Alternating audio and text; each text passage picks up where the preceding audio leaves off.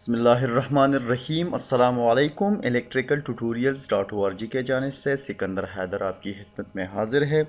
दोस्तों, आज की वीडियो है कि हमने 3 फेज सिस्टम के लिए उल्टमीटर की वायरिंग कैसे करनी है।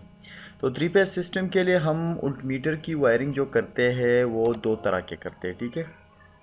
एक तो हम एक उल्टमीटर इंस्टॉल करते हैं, उसके साथ उल्टमीटर सेलेक्टर स्विच का इस्तेमाल करके सेलेक्टर स्विच से हम चेक कर सकते हैं voltage between L1 L2 and L2 between L3 etcetera etcetera, ठीक है। लेकिन अगर हम एक सेलेक्टर स्विच इस्तेमाल नहीं करना चाहते और हम चाहते हैं कि हम डायरेक्टली हर एक पेज की वोल्टेज चेक कर ले, उसके लिए उल्टमीटर को इंस्टॉल करें, तो उसके लिए हम या तो 3 मीटर इस्तेमाल करते हैं या दो, ज़्यादातर दो इस्तेमाल करते हैं, ठीक है। लेकिन यहाँ पर मैं आपको 3 मीटर्स के ज़रिए भी सिखाऊंगा और 2 मीटर्स के ज़रिए भी सिखाऊंगा कि आपने 2 मीटर कैसे इंस्टॉल करनी है और 3 मीटर कैसे इंस्टॉल करना है, ठीक है। यहाँ पर मैंने यहाँ पर ये उल्टमीटर दिखाई हुई है, ये डिजिटल उल्टमीटर है, लेकिन ये जस्ट आपको समझाने के लिए है। इस सॉफ्टवेयर में जब भी आप डिजिटल उल्टमीटर 3 फेज सिस्टम के लिए इंस्टॉल करेंगे तो उसका कनेक्शन ऐसा नहीं होगा। उसमें आपने जो उल्टमीटर की सर्किट है और पीसीबी के लिए अलग सिंगल पेज सप्लाई प्रोवाइड करनी होगी और वोल्टेज मेजरमेंट के लिए आपने अलग, यानी नापने के लिए अलग सप्लाई प्रोवाइड करनी होगी। लेकिन जो एनालॉग उल्टमीटर होते हैं 3 फेज सिस्टम के लिए वो कुछ ऐसे ही होते हैं जैसे कि इस डायग्राम में मैंने दिखाया है। तो अगर आपको के पास एनालॉग उल्टमीटर है तो आप ये जस्ट आपको समझाने के लिए मैं आगे जाके एक दूसरा डायग्राम आपको दिखाने जा रहा हूँ जिससे आपको कम्प्लीटली समझ पाएंगे, ठीक है। तो आज की वीडियो बेसिकली 3 फेज सिस्टम के लिए हम उल्टमीटर इंस्टॉल करेंगे, लेकिन ये होंगे एनालॉग, डिजिटल नहीं होंगे। डिजिटल दूसरी वीडियो में हम करेंगे, ठीक है। तो मेरे साथ ये 3 उल्टमीटर है। पहले मैं आपको डायग्राम के ज़रिए सिखाऊंगा, उसके बाद आगे जाके इसमें भी वो काम करेंगे जो हमने उस डायग्राम में किया है, ठीक है।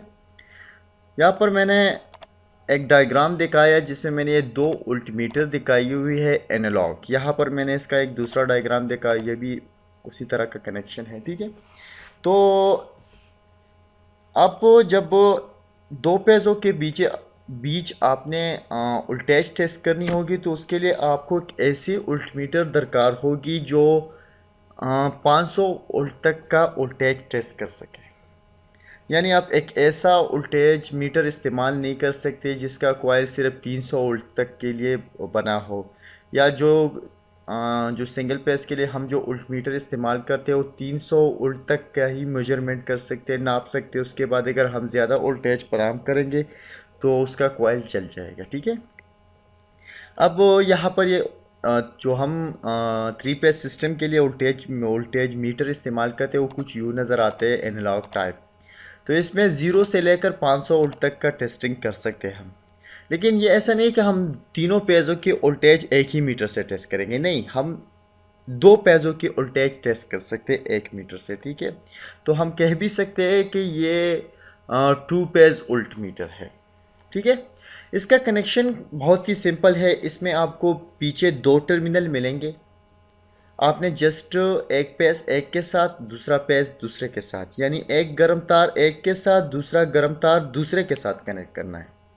तो जब आप 2 वोल्टमीटर इंस्टॉल करने जा रहे हो तो आपने करना क्या है कि मिसाल के तौर पर आपके पास L1 L2 L3 अवेलेबल हो, जो हम उसके लिए कलर कोड इस्तेमाल करते हैं रेड येलो ब्लू, ठीक है। तो रेड का कलर, अगर आपने रेड का वायर जो है आपने एक वोल्टमीटर के एक टर्मिनल को प्रोवाइड किया है ना, तो आप जो L2 है येलो है आपने उसी वोल्टमीटर के दूसरे टर्मिनल को भी प्रोवाइड करना है और वहाँ से एक कनेक्शन लेना है, अपने दूसरे मीटर को प्रोवाइड करना है, ठीक है, जैसे कि यहाँ पर मैंने दिखाया हुआ है। उसके बाद आपने अपना L3 यानी तीसरा गर्म तार आपने दूसरे वोल्टमीटर के दूसरे टर्मिनल के साथ कनेक्ट करना है, ठीक है। तो ये आपको वोल्टेज दिखाएगा, यानी जो L1 और L2 के बीच जो भी प्रेशर होगा, जो भी वोल्टेज होगा, वो आपको ये मीटर दिखाएगा। उसके बाद L2 और L3 के बीच जो भी वोल्टेज होगा वो आपको ये मीटर दिखाएगा।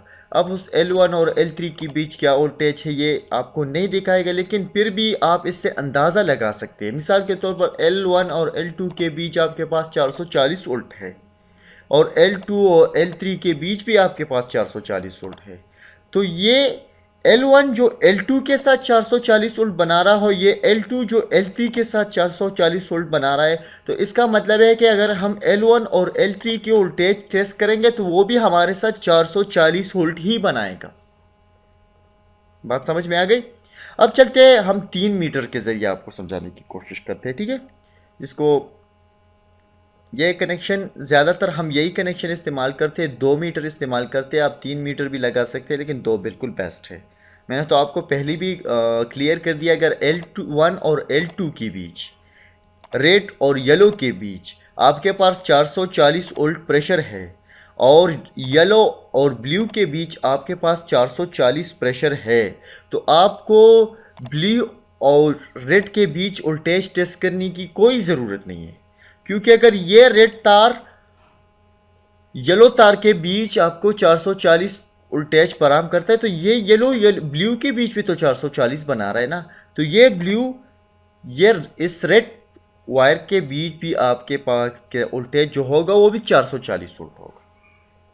और जो ऐसे मीटर है उसमें हम न्यूट्रल को कोई अहमियत नहीं देते, न्यूट्रल हमारे साथ इस्तेमाल नहीं होता। लेकिन जब हम डिजिटल वोल्ट मीटर की वायरिंग करेंगे, इंस्टॉलेशन करेंगे, तो उसमें आपको न्यूट्रल ज़रूरी होगा, तो आप न्यूट्रल इस्तेमाल करेंगे।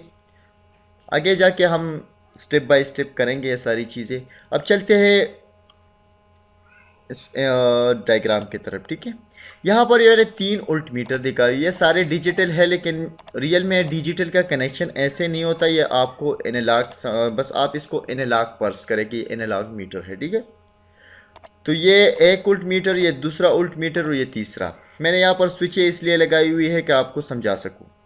ये मेरे साथ 3 पेज सप्लाई है, जो एक पेज की और न्यूट्रल के बीच 220 वोल्ट फराहम करता है, ठीक है?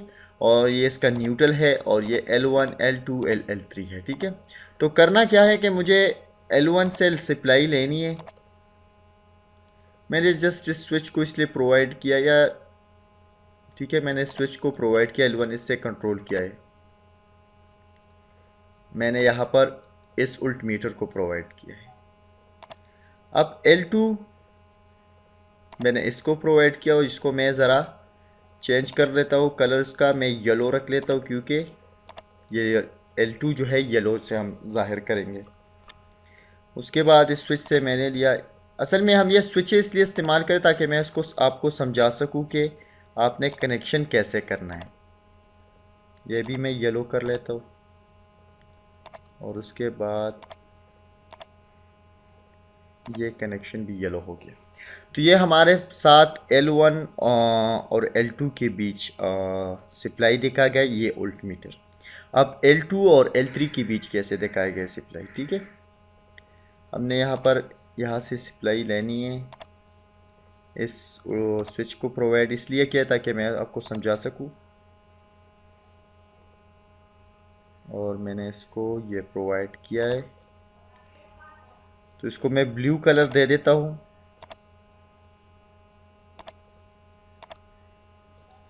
और इसको भी मैं ब्लू कलर ही दे देता हूँ।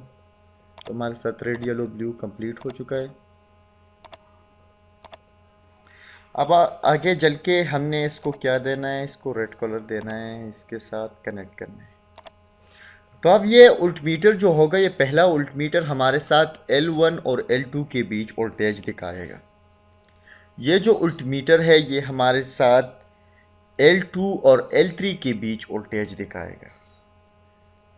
और ये जो तीसरा वोल्ट मीटर है, ये हमें लाइन 3 और लाइन 1 के बीच वोल्टेज दिखाएगा। तो चलिए देखते हैं। मैं स्विच को ऑन करता हूँ, इसको भी ऑन करता हूँ, इसको भी ऑन करता हूँ, ठीक है? तो मेरे साथ L1 और L2 के बीच 381 वोल्टेज। इसी तरह L2 और L3 के बीच भी मेरे साथ 381 वोल्टेज। तो इसी तरह मेरे साथ L3 और L1 के बीच भी 381 वोल्टेज है। तो मुझे ज़रूरत नहीं है कि तीसरा मीटर इंस्टॉल करूँ। अगर दोनों में 381 वोल्टेज आ रहा है तो तीसरे में भी 381 वोल्टेज आएगा। इसलिए हम ज़्यादातर 2 उल्ट मीटर इस्तेमाल करते, 3 इस्तेमाल नहीं करते 3 फेज सिस्टम टेस्टिंग के लिए, 3 फेज वोल्टेज टेस्टिंग के लिए। ठीक है, मेरे ख्याल से आपको सारा चीज़ें क्लियर हो चुकी होंगी। इसी के साथ ही आज की वीडियो ट्यूटोरियल इख्तिताम पर पहुंचती है। मज़ीद ट्यूटोरियल के लिए हमारी यूट्यूब चैनल को ज़रूर सब्सक्राइब कीजिए और आगे जाके हम जो डिजिटल उल्ट मीटर की कनेक्शन है वो भी आपको समझा देंगे कि डिजिटल उल्ट मीटर हमने एक 3 फेज सिस्टम के लिए कैसे इंस्टॉल करना है। यहाँ पर ये डिजिटल मैंने दिखाई हुई है, लेकिन ये डिजिटल कनेक्शन ऐसा नहीं होता, जस्ट एनालॉग का कनेक्शन ऐसा होता है। और ये स्विचेस आपको समझाने के लिए, ताकि आपको कन्फ्यूजन ना हो। तो इंशाल्लाह जल्द ही हम वो वीडियो भी अपलोड कर लेंगे। मज़ीद ट्यूटोरियल के लिए हमें सब्सक्राइब करना ना भूलिएगा और हमारे वीडियो को लाइक और शेयर ज़रूर कीजिए। अल्लाह हाफ़िज़।